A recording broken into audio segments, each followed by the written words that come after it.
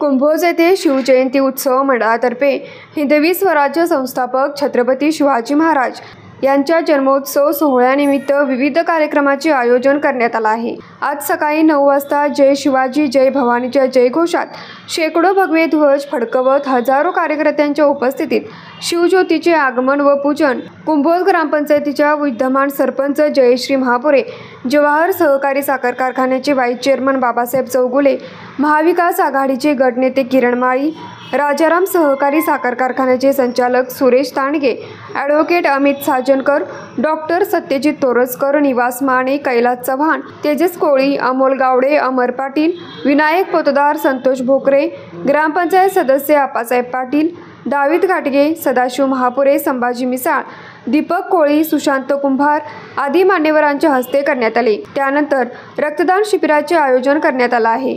बुधवार दिनांक 30 एप्रिल रोजी रात्री 9:30 वाजता शिवशाहीर संजय जाधव यांचा शिवपोवाडा आयोजित करण्यात आला आहे।